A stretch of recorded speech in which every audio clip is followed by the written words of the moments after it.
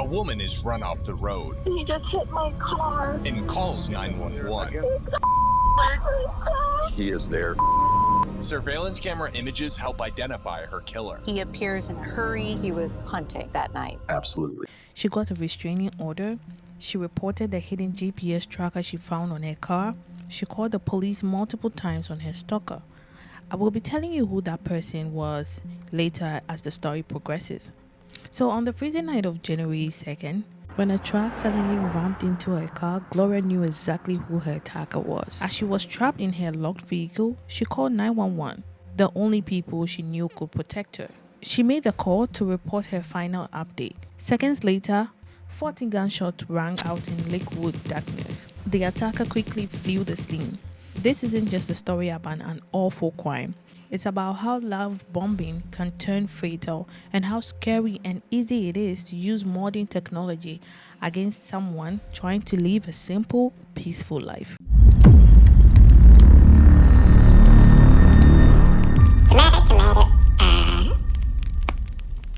To see how this nightmare happens, we have to look at how it all started.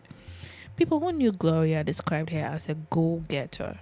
At 33, she was doing great, managing a hotel in Lakewood, Washington. A single mom who focused entirely on raising her kid and helping her loved ones. She wasn't looking for drama, she was building a solid, quiet life. And he went through all the stuff in the truck and stole my backpack with my laptop. Attorney Driscoll says Rickman was hiding his true colors from the very beginning.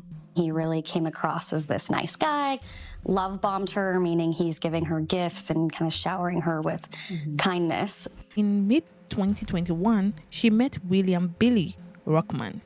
At first, Billy didn't give her attention. He smoothed her with it. The relationship moved at lightning speed.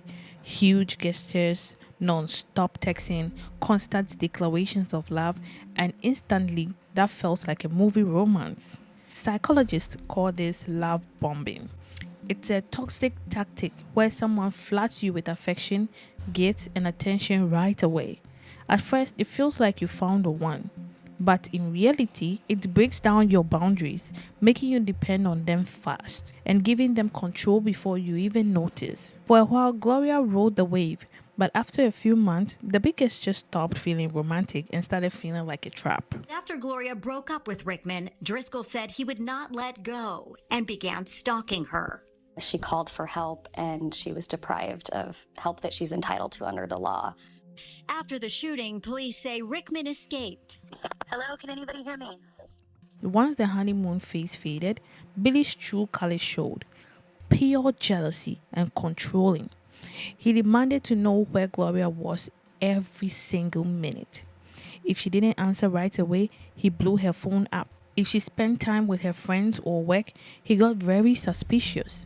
By late 2021, Gloria saw the red flags and broke things off, locked her doors, and tried to move on from this toxic relationship. But for a controlling person, getting dumped felt like a threat, not a breakup. She didn't know how she was going to leave Billy. She was scared to leave him. What scared her?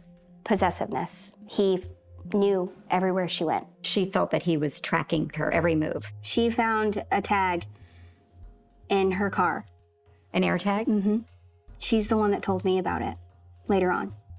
She looked at me dead in the face and said, "I'm leaving." And I asked her, what's your plan? She goes, "I'm going to go to my parents." But it was not so easy to get rid of Rickman. He had borrowed Gloria's truck and refused to give it back. So on November 28th, Gloria went to the Tumwater police to file a report about the truck. When sweet talking stopped working, Billy turned to scare tactics. Constant calls turned into outright threats. He showed up at her house, her job, and the places she even went. But he was doing far more than just driving by these places. Weeks before her death, Gloria made a terrifying discovery: a GPS tracking device hidden in her car. Billy wasn't just guessing where she went. He was tracking her digitally. When Billy is sober, he is calm, but when he drinks, he has a short fuse and is very angry. I wish him well, but choosing to not be a part of his life anymore for the safety and stability for my son and I. Attorney Megan Driscoll, who represents the Choi family, said it was clear the Tumwater officer believed Gloria was at risk. The officer reported that Rickman was potentially tracking Gloria with Apple AirTags, owned numerous firearms, and appeared to be extremely manipulative. Every errand, every commute, every attempt to find safety was sent right to his phone in real time. Gloria did everything victims are told to do. Example, she documented the harassment, she went to the police, she handed over the tracker, she got an official restraining order against Billy. You know the crazy part? A judge even ordered Billy to stay away. Gloria and her family repeatedly told police he was violating it, and in days leading up to January 2nd, the police did nothing.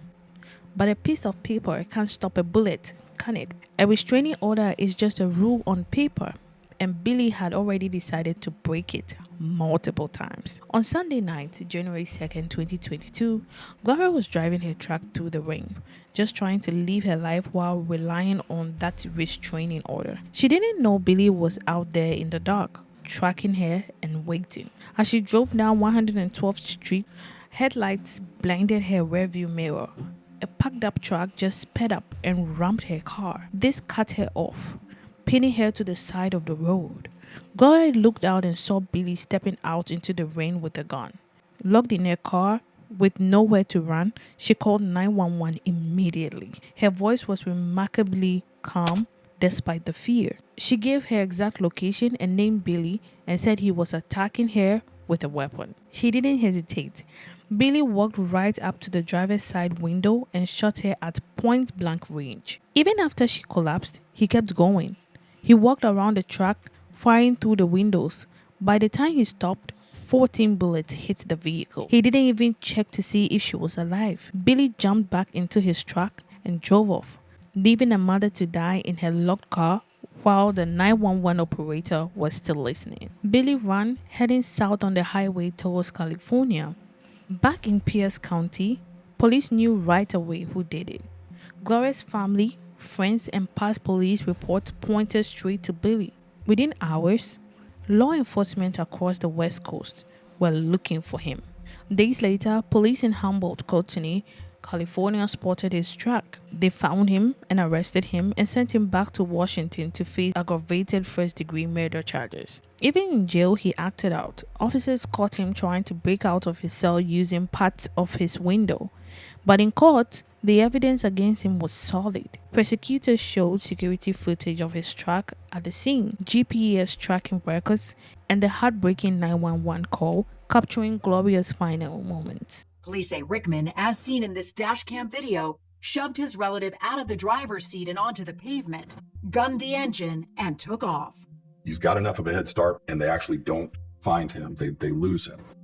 Rickman wandered around in the darkness for about 5 hours on the wet, cold night before being found and taken into custody. Mr. Rickman is soaking wet, freezing cold, hypothermic. Rickman was charged with aggravated first-degree murder and pleaded not guilty.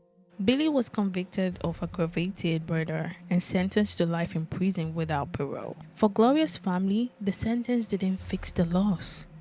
Her death sparked hard questions about how the system failed her. Even though Gloria reported him violating the restraining order 4 separate times, the law failed to protect her when it mattered the most. Her family later sued local authorities for failing to enforce mandatory arrest in domestic violence calls. Gloria Choi wasn't just a news headline. She was a hard-working hotel manager, a daughter, and a devoted single mom. Her story is a clear warning about controlling behavior and the dangers of modern technology, and why we need a justice system that actually protects victims before it's too late. I honestly don't understand why the police never enforce the law, but let me know your thoughts. My name is Vanessa. I'll see you in the next video. Also, click on this video on the screen and I'll see you there.